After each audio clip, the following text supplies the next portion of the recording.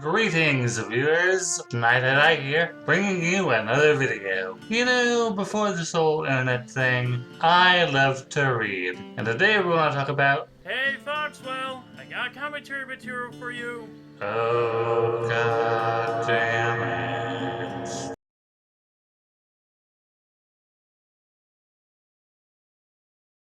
I'm never gonna get this stuff beyond commentaries, am I? So fucking much for this!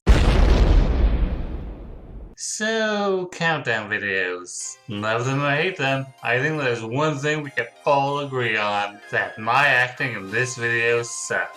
So, Michael Schumer sent me a video made for Pride Month by a YouTuber named Ancap Otaku called Top 10 Worst Lesbians in Anime as Potential Material. I took a look and saw that the video was 41 minutes long. Fuck that cow. Don't fuck the cow!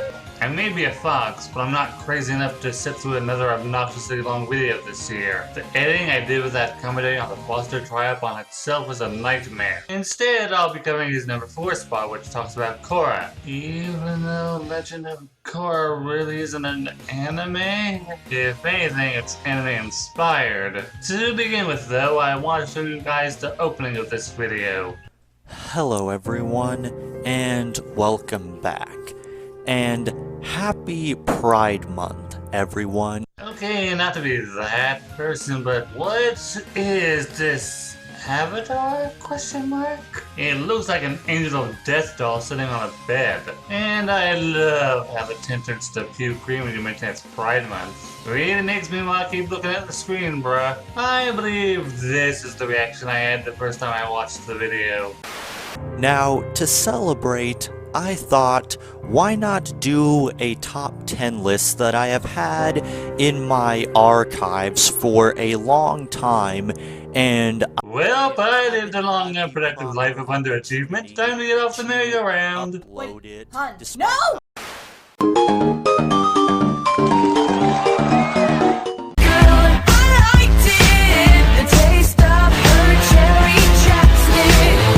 You know what's jarring? Listening to a flat I'm inside monotone, being followed by a loud as hell Katy Perry song. And that's coming from a guy who considers his own voice to be grating at times. In the future, try to do some audio bouncing or using music for your transitions. Number 4, Korra. Super brief explanation here, because ER Senpai already did many videos on not only Korrasami and all the lesbian nonsense going on with Legend of Korra, but the entire series and why it doesn't work, and he explains what's wrong with Korra as a character and as a lesbian character much better than I ever could, so I don't think that there's too much that I can add here.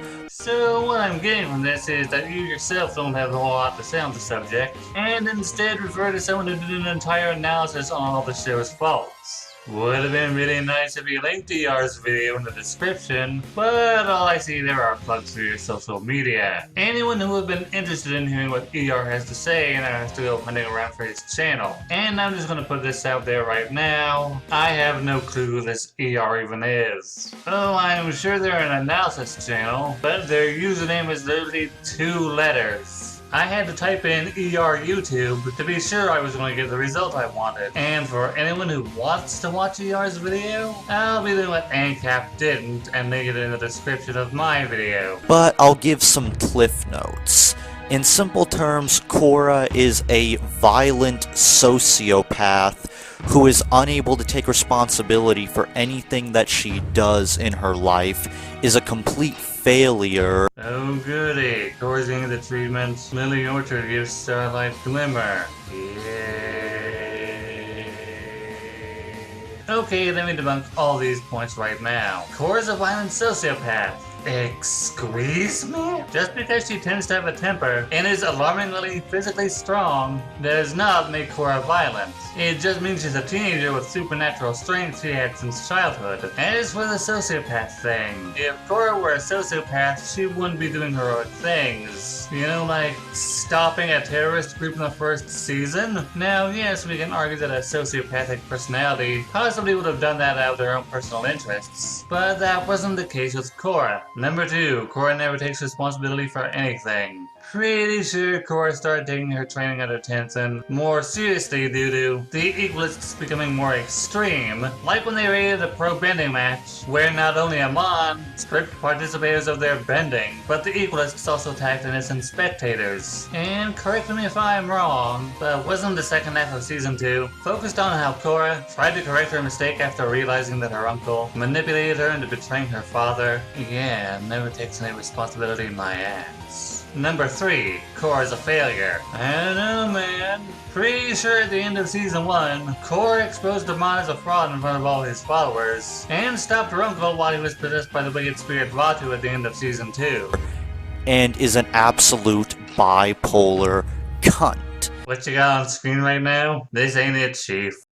And she wasn't even originally planned as a lesbian character. It was just forced on us because Mike and Brian wanted to create a little bit of controversy to save their dying ratings. You know, I could see the same thing about Korra being on your list. Considering The Legend of Korra isn't an anime, and the stuff you have on screen either doesn't sync with what you're saying, or even disproves what you're saying, I'm left to assume that you put Korra on this list simply to piss off the Legend of Korra fanbase. That's all I cared to cover, so final thoughts time. There's not much to say. If the number 4 segment was meant to troll people, well, good on you, Ankep, you got someone to respond. If the section on Korra was meant to be taken seriously, you were unapologetically lazy. Not to mention that it feels like you didn't have anything of your own to say about Korra, and simply wanted to ride on the coattails of ER. I think what resulted in me thinking that it might be 50-50 is the fact that you simply used ER's footage for your Korra segment, and this comment here where you're simply telling the commenter, I did research. Which feels like what you're doing is attempting to silence the criticism of the lone person who isn't blindly praising your video. But hey, you know what? I really gotta thank you. This is the first commenting I've done in months where I didn't cover internet drama or some spiteful rant on an internet reviewer. So thanks for giving me a breath of fresh air. With all that said, this is Night I Die saying thanks for watching and please share your thoughts with me.